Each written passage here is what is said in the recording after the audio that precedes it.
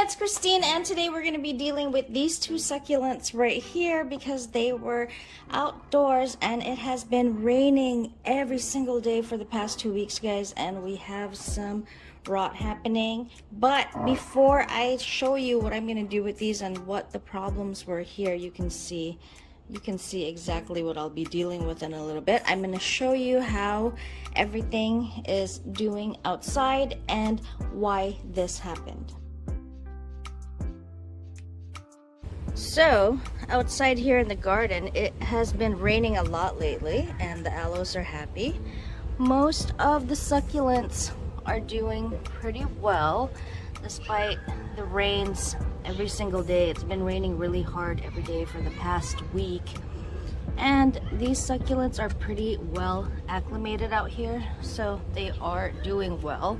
But of course, with a lot of rain, just tapping out some of the water, with a lot of rain, guys, comes some problems with certain succulents, and those were the ones that I showed you in the beginning of the video. These guys are handling it. I mean, I don't water them, I just let nature take care of them. They get watered when it rains, and like I said, it has been raining every single day. A lot of growth. Look at all of that. Look at my oregano. I mean, technically it's not really a succulent, right? This is doing well right now. I forgot what the ID is, but I'll have it on the top of the screen for you. She's been putting out a lot of growth lately. So here's one of our problem succulents that we have to deal with.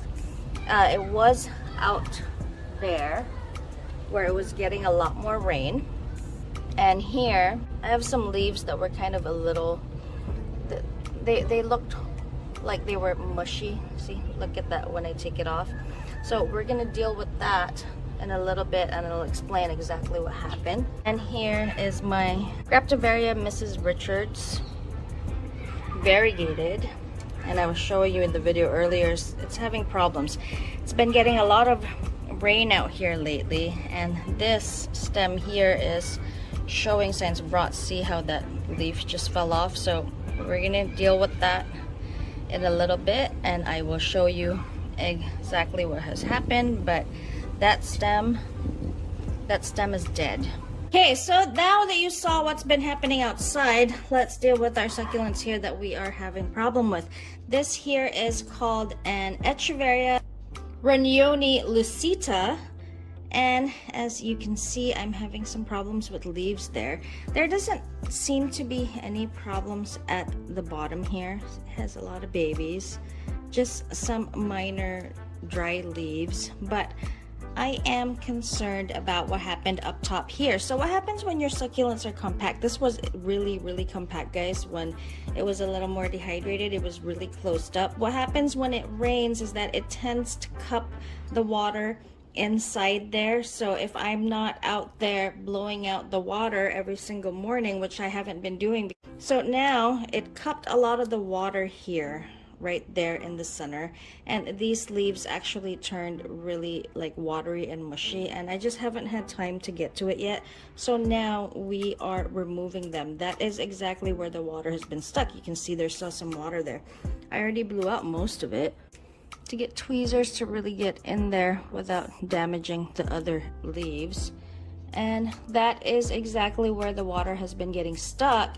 And I think it ended up rotting some of the leaves, or it was wet and some sun got under. And look at that, guys, there's some pretty dark areas there that I want to clean up to see if it has started rotting. I mean, hopefully it's minor, and I'm just gonna keep this under my lights for a while to see if it recovers. So I've now taken off all the unhealthy leaves. You see the leaf ends, guys? They were pretty much like that, and that was from all the water that was stuck in between the leaves and never had a chance to dry out because it just keeps raining. And then I ended up taking some of the healthy leaves right here. They're perfectly fine. I'm gonna propagate them. They propagate really well. In order to see what's happening with the inside of the stem, right there. I needed to clean all of it up because I needed to see if there was rot happening on the stem. And as you can see, it looks completely clean. There doesn't seem to be any signs of rot on the stem itself. So that means it was just basically the leaves rotting because of the water sitting on top of them for too long. Weeks, guys. Water has been there, and you can see all the markings of where the water was sitting because this was so compact.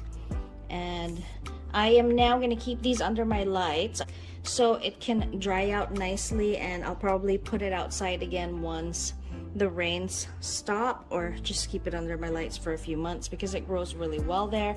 And she has a bunch of babies under here. I'm gonna let these grow out a little bit more, and then we could do a video on how I separate these babies. And this is pretty much what I do. I just plant them in the bottom of the pot there. Now let's see what's going on with the other one. So if this happens to you guys, before chopping it off, take off all the dead leaves first so you can see what's going on in the stem, so that if you don't want to cut, if you keep this dry, it should be completely fine. Now on to my graptoveria Mrs. Richards right here. This was doing so well outside until it just started raining so much.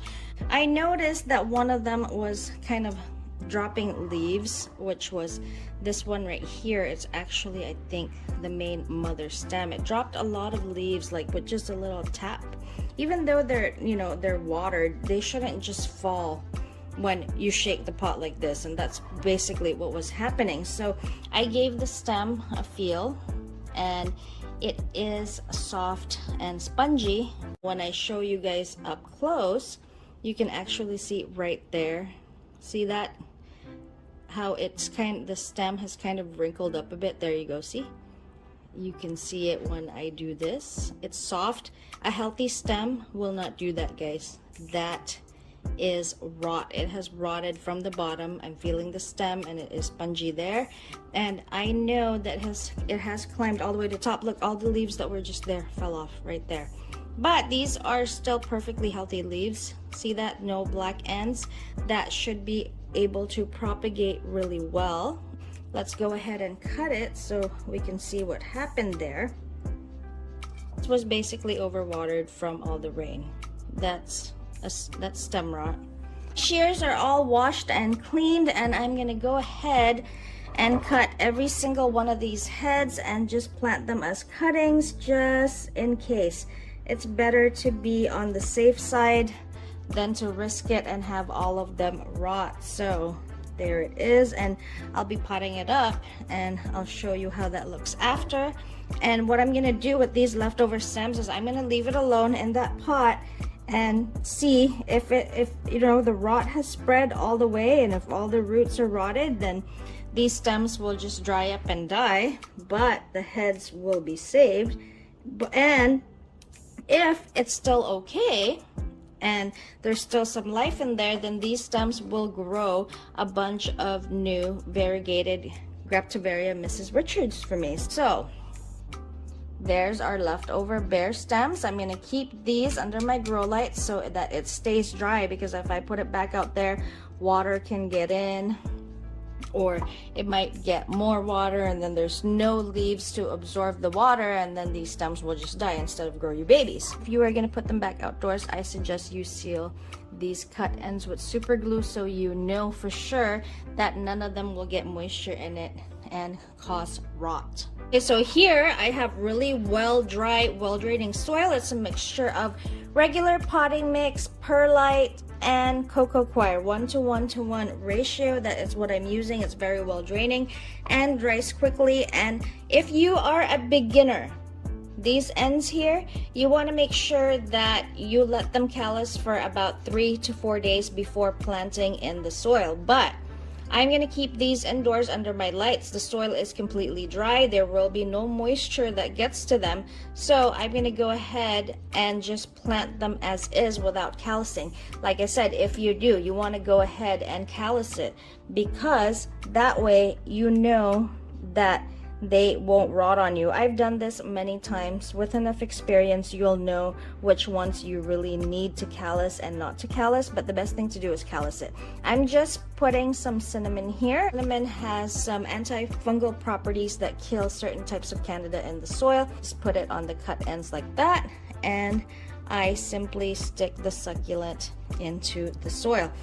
Guys, when you have your succulents outdoors, make sure that you're checking on them a few days a week, especially if it is raining, because that is the time that they will most likely rot, when it's really hot outside in the middle of summer, and then when it rains a lot in the spring or your rainy season.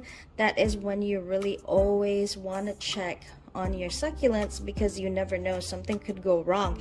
And as a succulent owner, you're always gonna pretty much deal with rot from time to time, and the key to keeping your succulents alive when it's like that is knowing exactly what signs of rot to look for. I have several videos on the channel showing you different types of rot that I've dealt with, like dry rot, or even just rot from super high humidity and high heat in the summer.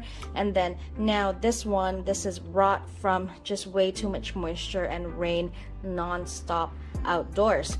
I saved pretty much most of the heads. One of them I lost, but I saved a lot of leaves from, so I can still have babies. And had I not checked on them, guys, these would surely have rotted away. But because I checked on them, now I have 2 pots. I still have 2 pots of them, just not in a nice cluster anymore, but you know, they'll still grow nicely. I have leaves to propagate, and then our other succulent right here, our lucita, had I not checked on them and seen those leaves and removed some to let that dry out, it could possibly eventually rot the stem from there, that open part right there.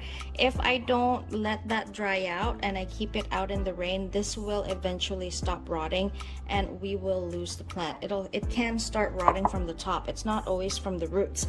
They're okay because they're pretty well acclimated outdoors to a lot of rain and a lot of sun. I have had this outside for a few years now, and it's given me so many babies. But from time to time, this time it wasn't from too much water. It was totally fine in the soil as well as its babies. It was just the water being cupped by the compact rosette, and the water staying there and has no chance to dry, basically. So you always want to check on your garden, check on your succulents in the morning, maybe when you're having coffee, just to make sure that everybody is okay. If you don't have grow lights make it a lot easier for recovery, propagations, and you know, I have Korean succulents indoors that I collect, so that's why I have lights, and I'm going to be keeping these under there. And let me show you a peek. It's supposed to be a different tour and I didn't want to show you yet, but let me show you a peek at where they're going. Ta-da! There it is. There's some of my Korean succulents. So they're going to be growing somewhere in there, maybe off to the sides where the leaf propagations are at. And while they grow roots, and they will be nice and dry there until they completely recover and I can put them outside again. And there they are now. So again, guys, I hope you enjoyed this video. I hope you found it helpful somehow, and if you have any questions, please don't forget to leave a comment down below, like this video, and I will see you on the next one. Thank you.